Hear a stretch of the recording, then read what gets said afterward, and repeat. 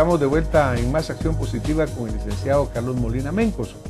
Y estábamos hablando, pues, obviamente, de lo que necesitamos, un mejor gobierno, un gobierno que tenga líneas claras, que sepa a dónde va, que tenga una ideología definida. Ahora, Carlos, todo esto puede suceder, pero se necesitan hombres probos que vayan a manejar los recursos del Estado. Y aparte dice que no solo hay que ser bueno, sino que hay que demostrarlo. Y que además, mejor todavía, si tenemos las formas de controlar que todo el mundo se mantenga en la línea correcta. Ahora, los funcionarios públicos son sujetos y son responsables del resultado de su función. Y es más, digamos, su responsabilidad trasciende más allá de sus cortos periodos de 4 años, se va a 20 años. Y sin embargo, lo que en Guatemala vemos permanentemente es enriquecimientos ilícitos, prepotencias, y luego se van a gozar de sus millones como que sin nada. No hay, ¿cuáles son los mecanismos que tiene el pueblo para decir hasta aquí, señor presidente, hasta aquí, señores diputados, señores alcaldes y todos los funcionarios que son sujetos de fiscalización? Mire, existen, desafortunadamente, está todo dentro del mismo paquete, digámoslo así.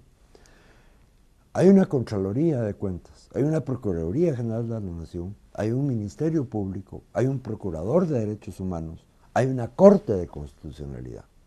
Todos ellos tienen la obligación constitucional de controlar al Estado. Desafortunadamente, de todos, no he visto a ninguno que lo haga. Por otro lado, para empezar, y usted lo dijo clarísimo,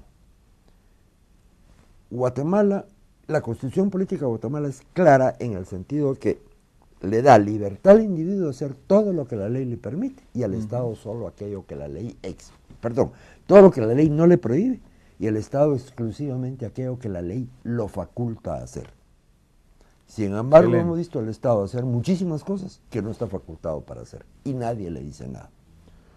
También la Constitución es clarísima cuando dice que la soberanía radica en el pueblo y por lo tanto a quien yo tengo que defender y proteger es al soberano, al pueblo. Y como soberano el pueblo debería de tener el poder de dirigir a sus autoridades y no al revés. Ahora, Carlos, por ejemplo, un fenómeno que se está dando mundialmente es el secuestro del Estado, ¿verdad? Es decir, vemos cómo se crea un grupo de funcionarios que ahí se mantienen, cambian de un partido, pasan al otro, en un gobierno y siguen el siguiente. Como reacción hemos visto movimientos, digamos, por ejemplo, en España, los indignados, en Grecia, etcétera, respondiendo desde factores económicos hasta factores puramente políticos. Uno habla del pueblo, ¿verdad, Carlos? Pero es bien difícil darle una forma a ese pueblo que sufre, porque aguantamos, el chapín es característico porque aguantamos todo lo que nos ponen, pero ¿cómo es la organización ciudadana capaz de decirle, mire, por ejemplo, señor presidente de la República, tiene prohibido por la Constitución tener un favoritismo hacia algún partido? Y vemos que lo hace todos los días, o por lo menos lo mantenía haciendo. ¿Cómo puede la sociedad civil actuar en contra? Es que ahí es lo que voy. El Ministerio Público. ¿Y si falla el Ministerio Público? Es que este es el problema. Pero pasemos del Ministerio Público. Pensemos que esas decisiones están vencidas. El mecanismo está. Y el Ministerio Público de oficio debe de actuar. Pero cuando no lo hace también se vuelve cómplice. Es que todos son cómplices. Y aquí viene el otro problema, esos 20 años que usted decía. Que tarde o temprano se puede empezar a revertir el proceso de esa desapetencia en la que hemos vivido, de ese no me importa el mundo, y que tomemos acción por fin. Es que mire, hay cosas que a mí me siguen molestando, los fideicomisos, y cada día se siguen constituyendo. El Estado no está autorizado a hacerlo. Cada fideicomiso es un golpe de Estado. Claro. Y la Contraloría de Cuentas, ¿qué es lo que me dice? Es que yo no puedo fiscalizar a los bancos. Estoy de acuerdo, pero sí puede fiscalizar la constitución del fideicomiso, la debe evitar, censurar y parar, y no lo hace. Es corresponsable de ella, junto con el ministro que está manejando los fideicomisos, o el funcionario que está manejando los fideicomisos, o el Consejo de Ministros que lo aprobó, en lo cual son solidariamente responsables. Ahora, pero yo tal vez vuelvo a enfocarle la pregunta y se la vuelvo a poner. Está bien, pasamos por toda esa organización corrupta secuestradora del Estado, que desafortunadamente estamos viviendo. Por ejemplo, recuerdo el caso del petróleo, en el cual pues el Ministerio Público no estaba actuando como debía actuar, y eso lo volvía cómplice o lo volvía sujeto de ser. Pero como esto va a pasar, como nadie reacciona, ¿qué poder tiene esos 14 millones de guatemaltecos que no están en el poder para decirles, miren señores, la piñata tiene que terminar, ¿verdad? Porque o no hay una forma real que los ciudadanos podamos organizarnos y verdaderamente hacer algo, sea grupo, sea persona individual o sea una colectividad. Lo puede ser una persona individual y existe la libertad de asociación.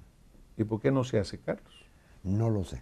¿Será que somos miedosos? ¿Será que no nos queremos meter en líos? ¿Será que somos decepcionados de que tanto que se ha hecho? Yo diría que el guatemalteco sí es tímido y no le gusta participar, en eso estoy claro. Mire, yo siempre he estado enamorado del guatemalteco en todo salvo en eso. Lo considero un hombre honrado, aún hoy, trabajador, decente, educado. Tenemos malos, pero la gran mayoría es así. Pero somos pasivos. Demasiado. Demasiado. Demasiado.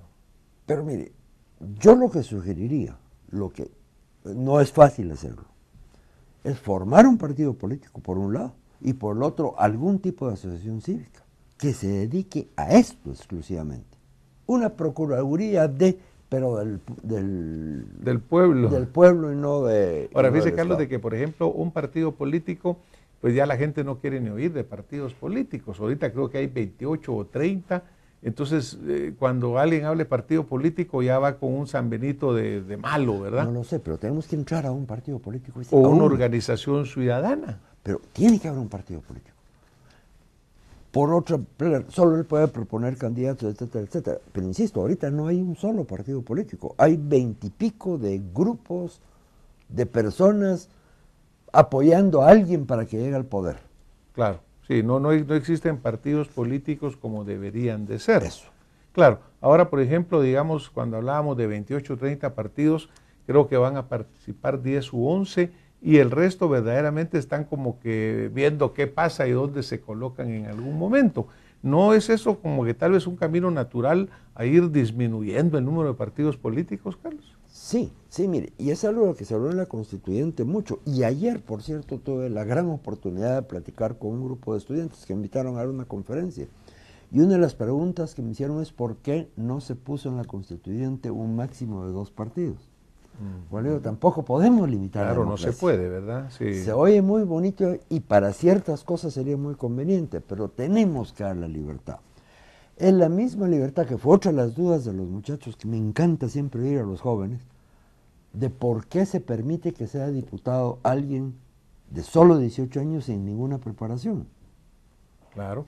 Porque también se presupone que el elector sabe escoger a la persona, y si hay un genio de 18 años, aunque no esté preparado, vale la pena para el país. Ahora, desgraciadamente se nos cuela muchísima gente por falta de partidos que promuevan candidaturas serias y decentes. Y que crezcan candidatos, ¿verdad? Y falta de participación de los verdaderos candidatos, claro, a gente capaz. Vamos a tener que ir a un corte, Carlos, pero antes de irnos, pues mire, obviamente la edad es importante, pero hay gente de más de 50 años que son tan ignorantes cuando llegan al Congreso como estos jóvenes. Es que parece que hay 2 tipos de experiencia. El que comete un error y aprende de él, y el que lo comete 80,000 veces y lo vuelve a repetir.